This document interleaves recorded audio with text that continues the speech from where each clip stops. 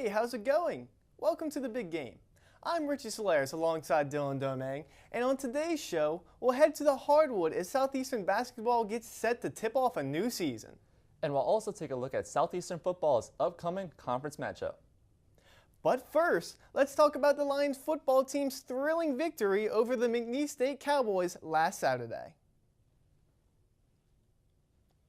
Following a loss in Southland Conference play to the Lamar Cardinals, the Lions football team returned to Strawberry Stadium to take on the 19th-ranked McNeese State Cowboys. Both teams entered the game with one loss in conference play, needing wins to keep pace for the conference championship crown. Would the Lions be able to take down their first-ranked opponent since 2014? Let's head out to Strawberry Stadium for the highlights. The Lions would start off 7-0 after recovering a punt for a touchdown. Here they hand it off to Marcelin, who just pops the ball out, and McNeese State recovers, trying to score. Now James Tabor will find a wide open Nick Edwards in the end zone, who says, "Hey man, get that bee away from me, I don't like bees." Now Rasheed Harrell with the Lions back on offense. Harrell laterals it to John Cena. Too bad no one can see him because the Lions lose the ball and McNeese recovers. 2 turnovers already. Cowboys back on offense, and the pass is going to go out to Gladney, who breaks a tackle and has proceeded to get swarmed by the entire Lions defense, but he says, "Hey man, you can't bring me down," gets a couple more tough yards. Here, the Cowboys are just going to toss it out to their running back for the touchdown. 14-7, McNeese is in the lead.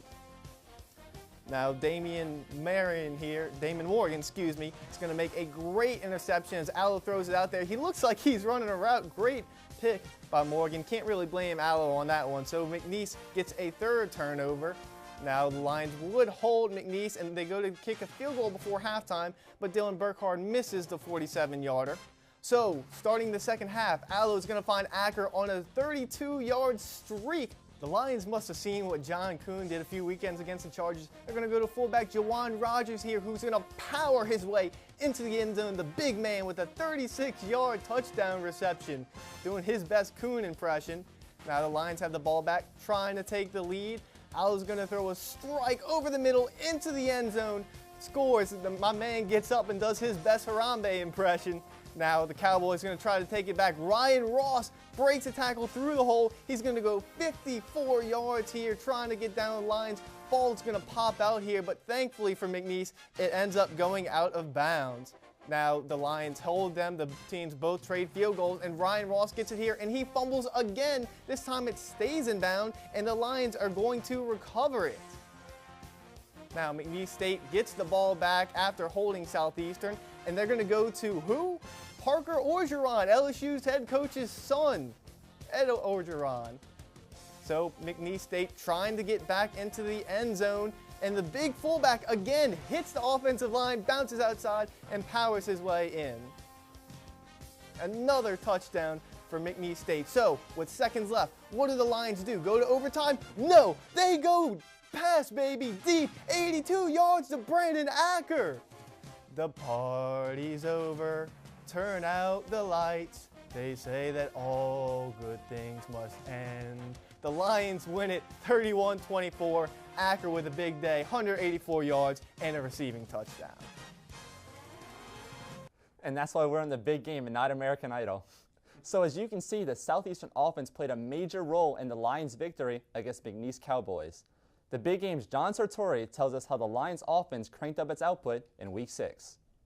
Following a disappointing 38-14 loss to Southland Conference foe Lamar, in which the offense produced just 151 passing yards while turning the ball over 4 times, the Southeastern football team returned to the friendly confines of Strawberry Stadium to take on in-state rival McNeese State in a must-win game for the 1-3 Lions. Senior Justin Allo returned to the starting quarterback role after being benched in favor of fellow senior Deshae Landor the week before.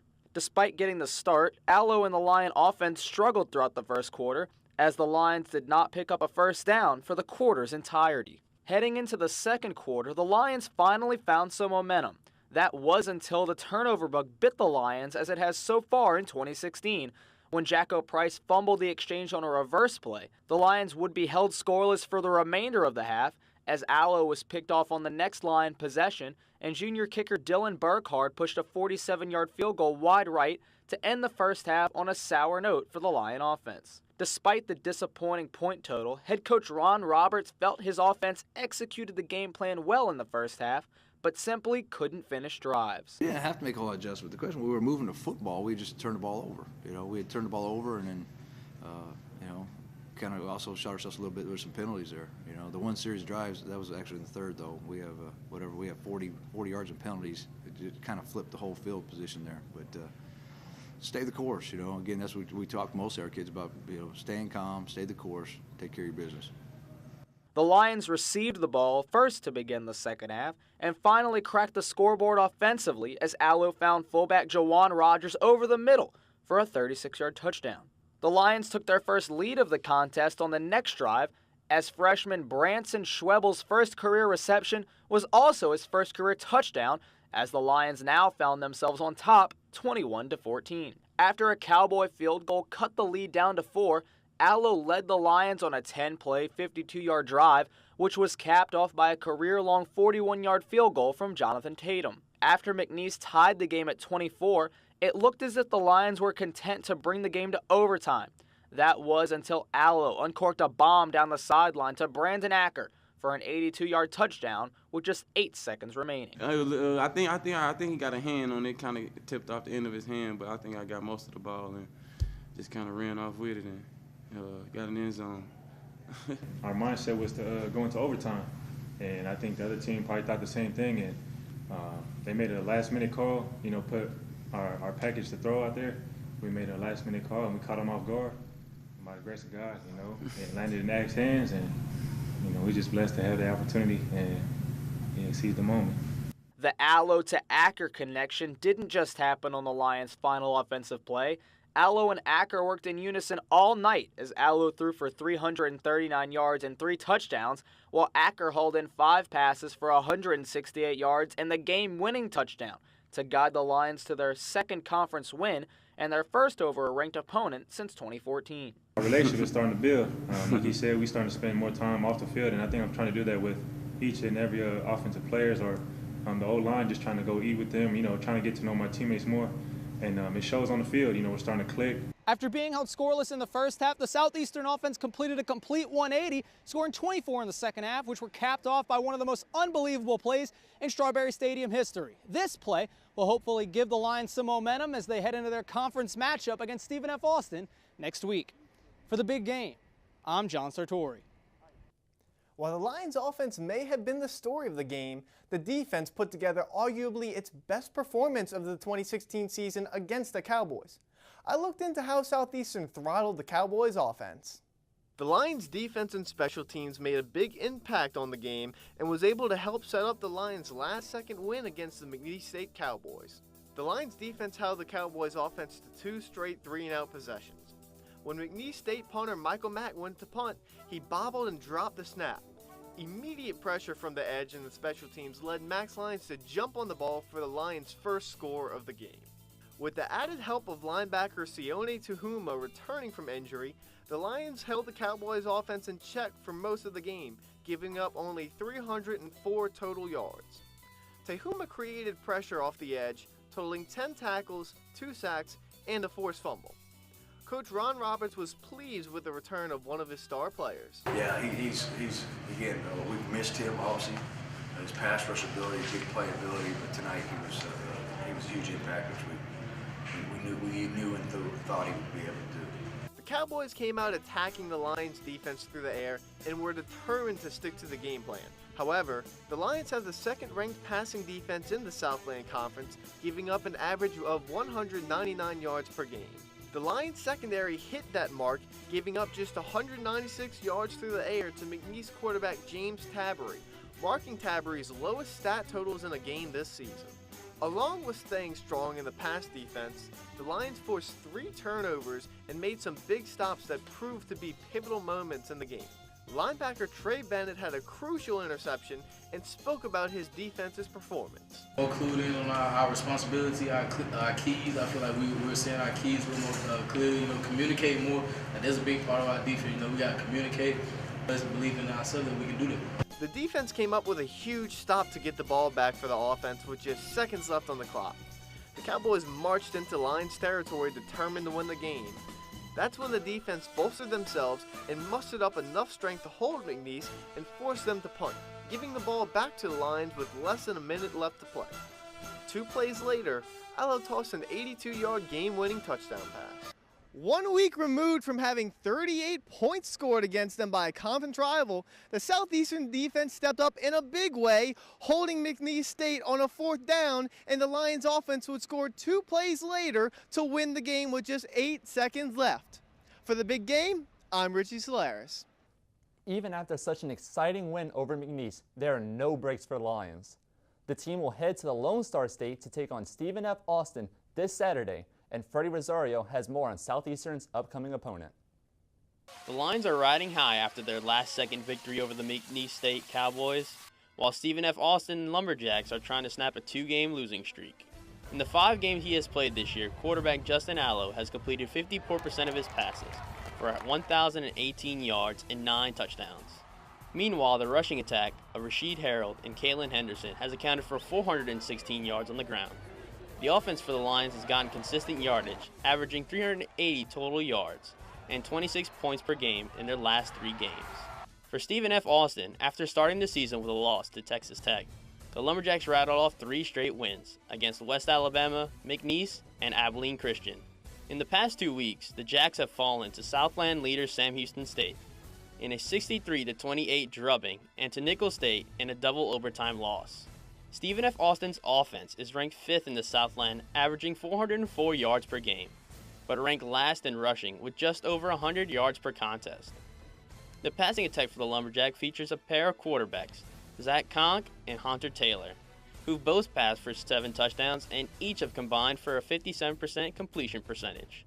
While the Lumberjacks excel at passing the ball, their defense has been unable to stop anyone, giving up 507 yards per game. Stephen F. Austin does rank 3rd in the Southland against the run, but the Jacks have given up the league's most passing yards per game at 387. The combination of Allo and Acker should be able to feast against the secondary of the Lumberjacks, and the Lions will need to rely on the pass if they want to leave Nacogdoches with a victory. For the big game, I'm Freddie Rosario.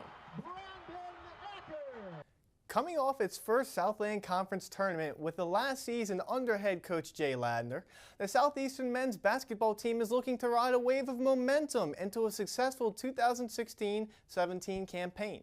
The Big Game's Jordan Reams spent some time with the team recently. Heading into year 3 under head coach Jay Ladner, the Lions basketball team is looking to use their out-of-conference schedule to get them ready for Southland Conference play. Southeastern will play the likes of Tulane, Southern, and the University of California in their efforts to become battle-tested. The Lions went 12-21 last season, 9-9 in the conference. Steady improvement has been seen in the program since Ladner took the reins, and fans are eager to see what the new season holds. You can definitely say the Lions have experience on their side, with 9 players returning back from last year's team. Now, one of those 9 players is the leading scorer and rebounder from a season ago in senior forward Jordan Capps. Look for him to give the Lions big play on both the inside and on the glass. You can catch the Lions in action on October 26th right here at the UC as they take on Southern University of New Orleans for an exhibition matchup. For the Big Game, I'm Jordan Reams. Meanwhile, the Southeastern women hope to build on the momentum of some key offseason moves. Aero Golf takes over the women's squad after serving on Jay Ladner's staff for last year's conference tournament team. Leading scorer Taylon Underwood will return to lead the Lady Lions, while the team also brings back seniors Bree Warren, Danny Fielder, and Shea Stewart. The Lady Lions open up with an exhibition match against Loyola of New Orleans on November 3rd at the University Center. When we return, we'll serve up some Southeastern volleyball, and we'll also check in with the golf and cross-country teams. The Big Game will be right back.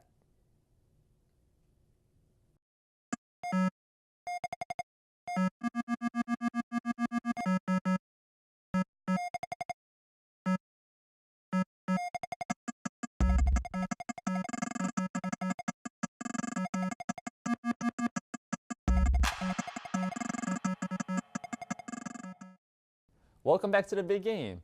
The Lady Lion volleyball team returned home to the University Center on Tuesday night to take on the Nicholls Lady Colonels as the team looked to snap its 3-game conference losing streak.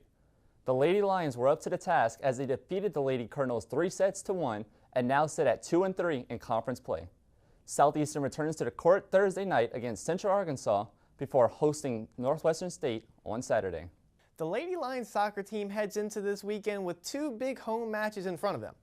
The Lady Lions will welcome Sam Houston State to Hammond on Friday before entertaining Stephen F. Austin on Sunday afternoon.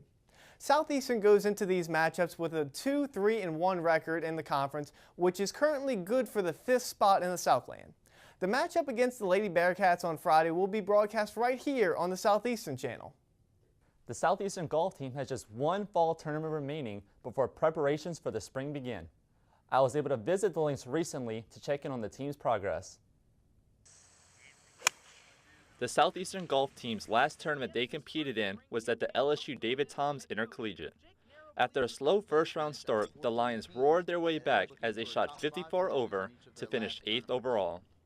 Southeastern was led by senior James Anstis, who had his best tournament of the fall, shooting 7 over 223 to finish tied for 13th. Senior Paul Oberman also held the Lions as he shot 12 over 228 to finish in a 5-way tie at 26th.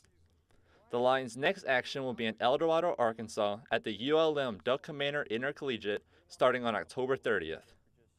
For the big game, I'm Dylan Domingue. The Lady Lions tennis team will take its longest road trip of the fall this week as it travels to Pensacola, Florida for the Western Florida Fall Fling. Last year, the Fall Fling was one of the best outings of the season for the squad as the Lions took home not only the doubles championship from the tournament, but the singles championship as well.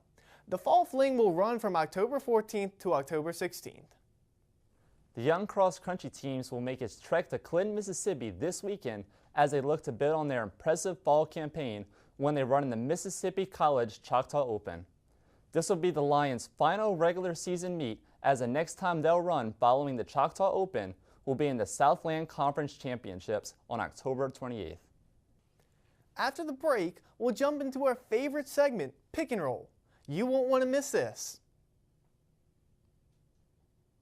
The Southeastern Channel offers a lot for sports fans. Coaches shows, interviews with student athletes. Football games, baseball games, basketball games. I enjoy watching the coaches' insight programs after online tracks because it does give our fans an insight of what happened during the game. I enjoy watching the big game. You know, it gives me an opportunity to keep up with Southeastern athletics on a weekly basis. You know, not just football, baseball, basketball, but all even the smaller sports, you know, like soccer and volleyball. One of the things I've enjoyed most through the years watching is the production of the glory years. It's a history, it's a documentation of where we've come from around here. Solidified the reason why we brought Southeastern football back. When the Southeastern Channel replays games, it helps the students be able to catch up and see what's going on. I like to watch the baseball games and the football games. It's the only time I get to watch Southeastern football is I get to see it on television. I don't ever have time to go. Even athletics can be an educational experience when you involve the Southeastern Channel. Welcome back to the big game. I'm Richie Solares, joined by Dylan Domingue once again, and our new guest expert, Christine Grunder. Christine, thank you so much for being here. Oh, thanks for having me, guys. So we're going to start out with a little Southeastern football. They beat McNeese at home, 2 straight wins on the at home now. What did you see from the Lions Saturday? From the Lions Saturday, honestly, going into it, I thought for sure that it wasn't going to be a win. I didn't think that we would beat McNeese because McNeese is able to get 30 or more points on a board and blow their opponents out of the water, and I think that with how Southeastern Lions have been playing, it wasn't going to be a win. But I think that we found that Justin Allo belongs on that field, and I think with that, that's our momentum that the Lions are going to need to carry them through this conference and may even see many more wins on the board for them. Yeah, I agree. Justin Allo has done a phenomenal job while he's been starting. He's really helped the Lions. But Dylan, they are now 2-1 in conference play and two conference wins. That's not easy to do at the very beginning of the season.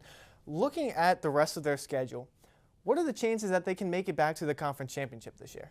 Well, they can make it back, but I feel it's a very, very slim chance they actually win. They are currently 5th in the championship standings right now, and they're behind some really tough teams, including Sam Houston State, who is undefeated right now. Luckily for the Lions, they play Central Arkansas and Nichols, who are ahead of them right now in the standings. So if they could beat them and they can win out the rest of the season, they have a chance.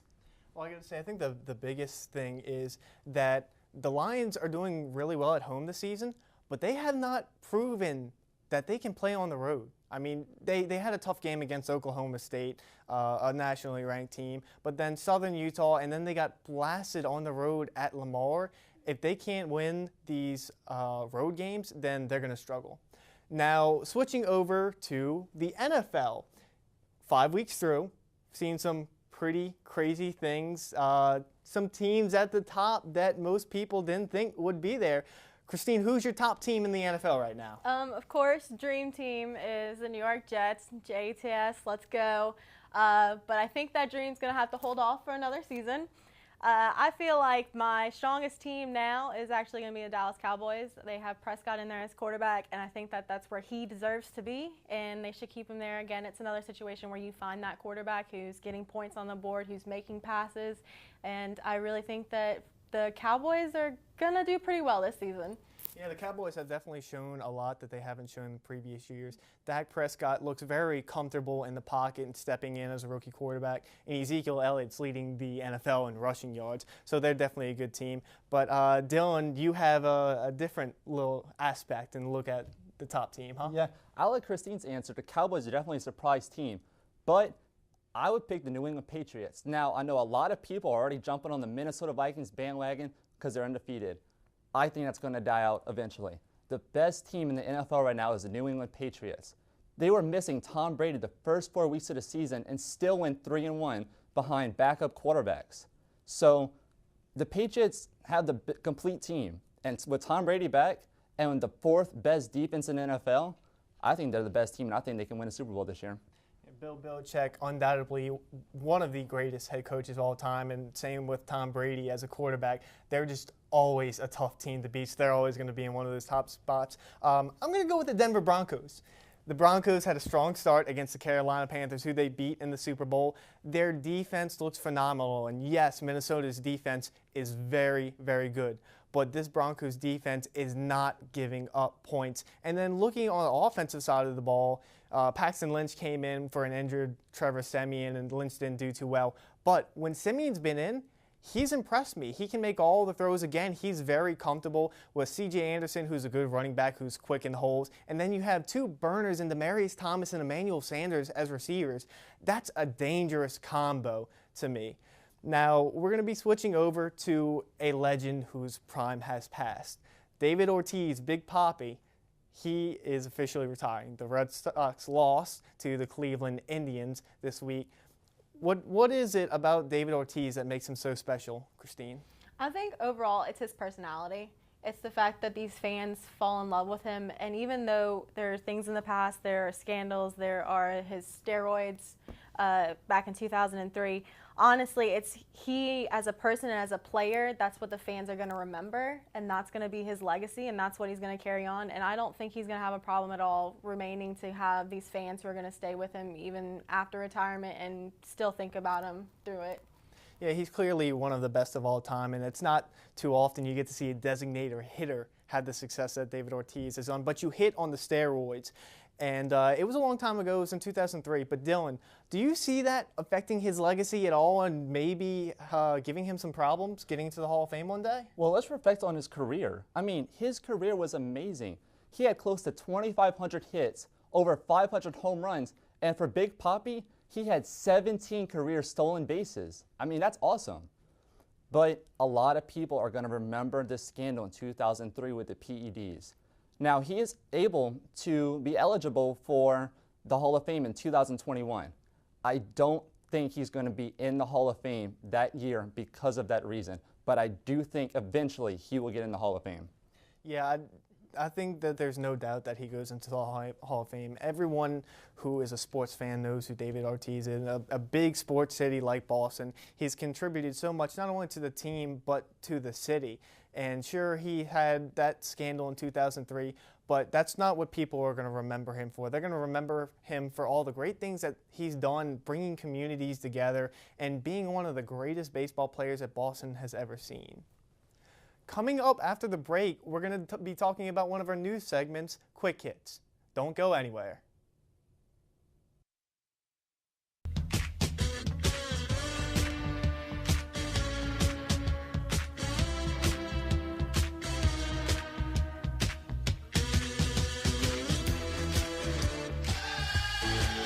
For the big game, I'm Richard Mills. For the big game, I'm Colton. For the big game, I'm Dominique Rogel. For the big game, I'm Nicole Fauché. Reporting for the big game, I'm Tyler Wagensback.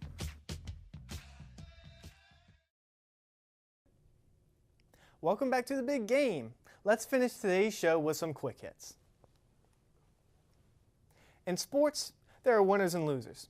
Championships are won and legacies established. But not all legacies are good ones. Instead of being known for championship wins, Hall of Fame players, and legendary coaches, some teams' legacies are known for their failures and how little success their franchise has had. Thus is the long, sad, and unfortunate curse of the Cleveland Browns. When the Browns franchise began, they immediately looked like champions. Yes, believe it or not, the Cleveland Browns do have championship trophies. They were founded in 1945 by Arthur B. McBride and Coach Paul Brown. In the 4 seasons they played in the All-American Football Conference, they won 4 straight conference championships. In their inaugural season in the NFL, they defeated the LA Rams to win the NFL championship. From 1950 to 1955, the Browns went to every single NFL championship, winning 3 of them. They eventually went to 7 more NFL championships between 1957 and 1969, winning only 1 of those. But still, that's a feat that has never been accomplished in the Super Bowl era. The closest would be the Bills, who went and lost to 4 straight Super Bowls. So with 4 championship wins and having played in 11 of them, you may ask, why does no one remember this? Why are the Browns the laughingstock of the NFL? The answer is a little bit more complicated than some may think. The game of football is a game of what have you done for me lately? The Browns haven't been to a championship game since 1969. From 1970 to 79, they made the playoffs just 2 times. In the 80s came the near misses, which was the start of the Browns' bad luck. In the 86 Conference Championship, John Elway went and created the famous drive going 98 yards downfield with 5 minutes left to knock out the Browns. The next year, the Browns met the Broncos in the Conference Championship again with just a minute left to play. The Browns were on the goal line and gave the ball to their most reliable player on the team, Ernest Biner, and he fumbled, sending the Broncos back to the Super Bowl. It was heartbreaking to lose the championship 2 years in a row to the same team on the last drive of the game. In '89, they lost to the Broncos in the Conference Championship again. Then in 1996, Cleveland lost the franchise to Baltimore, and they went on to win 2 Super Bowls in the 2000s. The Browns would truly don the title of the unluckiest team in that era. Since 1999, the Browns have had 26 different starting quarterbacks. They passed up on Ben Roethlisberger, who went on and won 2 Super Bowls, and most recently Carson Wentz, who beat them in his rookie debut and looks like a solid quarterback. The quarterbacks they did pick in the first round, Tim Couch, Brady Quinn, Brandon Weeden, and Johnny Manziel, were all labeled as bust, and only Weeden remains in the NFL today as a backup in Houston. Their failure to draft good players in the first round has decimated them. Since 2004, they've had 16 first-round draft picks. 5 of those players, just 5 of them, remain on the Browns team, and 3 of them have only been in the NFL for a year or less. Since '95, the Browns have only been above 500 winning percent in just 2 seasons. A rich history and a storied franchise has been clouded by bad decisions, poor draft picks, and underwhelming talent, not to mention injuries and just plain bad luck. It may be a very long time until the Cleveland Browns are seen as a great franchise once again. There's a big debate going on right now between 2 sides that are in constant disagreements. And I'm not talking about politics. I'm talking about Florida and LSU. This classic football rivalry game was postponed due to concern with Hurricane Matthew. However, when people woke up in Gainesville, Florida on Saturday, it was a bright sunny day, perfect weather for football, but yet the game was still not played. LSU's athletic director, Joe Oliva, said that LSU made every attempt to play the Florida game. On the other side, Florida's athletic director, Jeremy Foley, said that they had to look out for the safety of everyone. Foley says this, but yet North Carolina, Notre Dame, and North Carolina State played in a mud bowl while Hurricane Matthew was hitting them and still had an attendance of 58,000 fans, and as far as I know, they all survived. The Gators did not want to play in a swamp fest, but yet only 1 inch of rain fell during the storm in Gainesville. I question why the game couldn't be pushed back till Sunday like the Georgia versus South Carolina game. Is Florida afraid to have their SEC championship dreams die in Death Valley if the game was to be moved to Baton Rouge and Florida was to lose?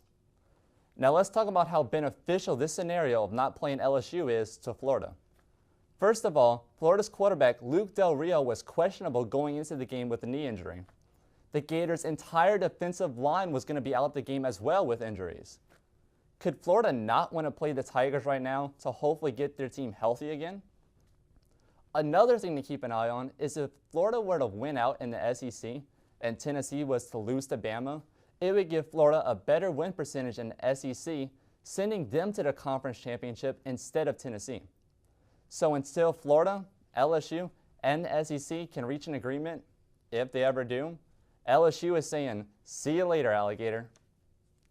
And the athletes at Northwestern University in Chicago are now free to tweet as of yesterday.